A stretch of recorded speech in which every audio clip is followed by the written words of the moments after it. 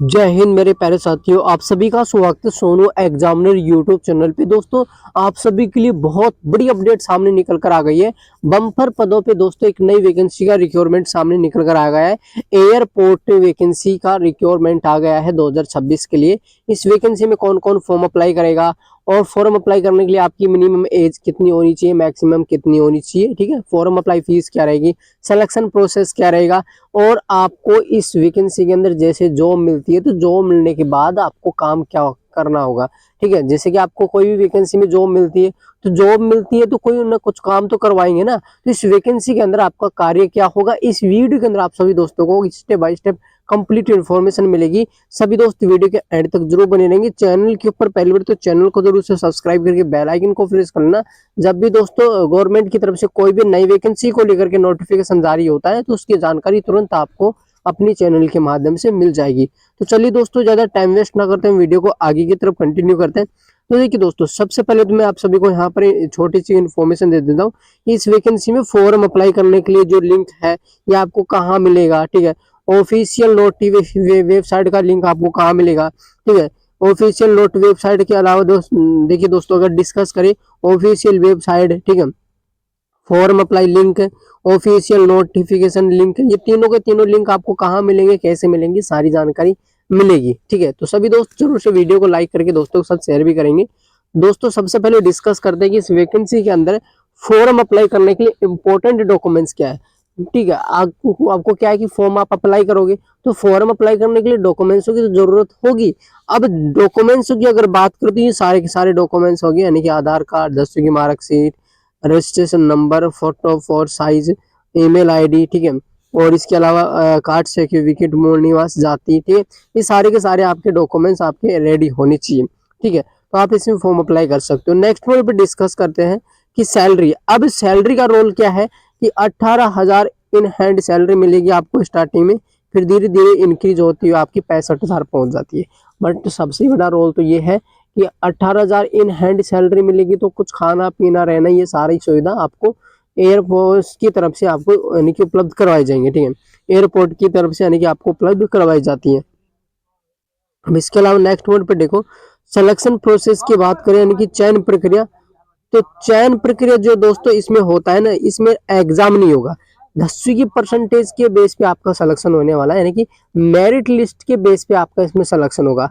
अब सिलेक्शन होगा तो किस तरह से होगा ये पूरा प्रोसेस समझना होगा, यानी कि सिलेक्शन प्रोसेस से लेकर के ज्वाइनिंग तक का जो सारा मटेरियल है, जो प्रोसेस है, वो आपको समझना होगा बढ़िया तरीके से, ठीक है। काम क्या है, तो काम इसमें दोस्तों हमको क्या होगा, टिकट चेक करना, पासपोर्ट यानी कि चेक करना, ठीक है। जैसे कि एयरपोर्ट पे यानी कि जो यात्रीगण होते हैं उनका पासपोर्ट यानी कि चेक करना, ठीक है। टिकट चेक करना, कोई बिना टिकट तो यानी कि सफर नहीं कर रहा है, ये सारी बातें आपको यानी कि होती है, ठीक है। यानी कि ये काम नॉर्मल आपका है और यानी कि इसमें एग्जाम नहीं होगा। तो 10वीं की परसेंटेज पे सिलेक्शन होगा। 10वीं में जनरल कैटेगरी से बात करें तो आपका 80 प्लस होना चाहिए, 80 प्लस परसेंटेज। ओबीसी कैटेगरी की अगर बात करें उस पर 73 परसेंटेज होनी चाहिए। ईडब्ल्यूएस की बात करें तो ईडब्ल्यूएस कैंडिडेट का जो परसेंटेज होना चाहिए वो 70 परसेंटेज आपकी होनी चाहिए। SC ST की बात करें तो आपका 60 परसेंटेज होना चाहिए। तो बिल्कुल आप इसमें फॉर्म अप्लाई कर सकते हो। अब देखो, परसेंटेज के बेस पे सिलेक्शन हो रहा है तो मेरिट लिस्ट निकलेगी। मेरिट लिस्ट में जिस विद्यार्थी का नाम होगा उसका नेक्स्ट पॉइंट पे होगा दोस्तों फिजिकल, ठीक है, पीईटी होगा। पीईटी होने के बाद में डॉक्यूमेंट्स वेरिफिकेशन। डॉक्यूमेंट्स वेरिफिकेशन जैसे आपका क्लियर हो जाता है तो फिर आपको ज्वाइनिंग इसमें मिल जाती है। अब नेक्स्ट पॉइंट पे डिस्कस करते हैं फिजिकल के बारे में। तो फॉर्म फीस या फिर जनरल ओबीसी कैटेगरी की जो होती है 250 रुपये आपका फीस होता है दोस्तों, ठीक है। बाकी कैटेगरियों का किसी भी तरह का कोई फीस नहीं लगता। ऑल कैटेगरी फीमेल बिल्कुल फ्री में फॉर्म अप्लाई कर सकते हैं। अब नेक्स्ट पॉइंट पे डिस्कस करते हैं कि एज। तो एज 18 से 45 साल तक आपकी एज है, यानी कि 18 से 45 साल तक आप इसमें फॉर्म अप्लाई कर सकते हैं, ठीक है। अब नेक्स्ट पॉइंट पे डिस्कस करते हैं कि फीमेल कैंडिडेट का जो फिजिकल बायोडाटा है, भाई सबसे इंपॉर्टेंट तो यही है फिजिकल को लेकर के। तो फिजिकल में यहाँ पर पूरा बायोडाटा है कि ये फीमेल का बायोडाटा है और ये दोस्तों आपका मेल कैंडिडेट का फिजिकल बायोडाटा है। अब इसमें रनिंग होगा कि नहीं होगा, एक डाउट आपके दिल और दिमाग में उठ रहा होगा कि फिजिकल होगा तो रनिंग करवाएंगे कि नहीं करवाएंगे। तो रनिंग का कोई रोल नहीं है दोस्तों, बिना दौड़ यानी कि आपको इस वैकेंसी में सिलेक्शन मिलेगा। यानी कि जो मैं यहाँ पर आपको लेकर के आया हूँ, ये रनिंग का मामला इसमें नहीं है, रनिंग नहीं होगा इसमें, इसमें रनिंग का कोई रोल ही नहीं है। रनिंग का रोल नहीं है तो फिर किसका है, वेट का रोल है दोस्तों। वेट यानी कि वेट गेल आपकी हाइट कितनी होनी चाहिए, जितना आपका वेट होगा उस हिसाब से आपकी हाइट अनिवार्य है। अगर दोस्तों डिस्कस करें तो नोटिफिकेशन के अंदर जो यानी कि हाइट दे रखी थी 157 सेंटीमीटर मेल कैंडिडेट की, और फीमेल की जो हाइट दे रखी थी 150 सेंटीमीटर आपकी हाइट होनी चाहिए। तो ये थी वैकेंसी को लेकर के कंप्लीट इन्फॉर्मेशन।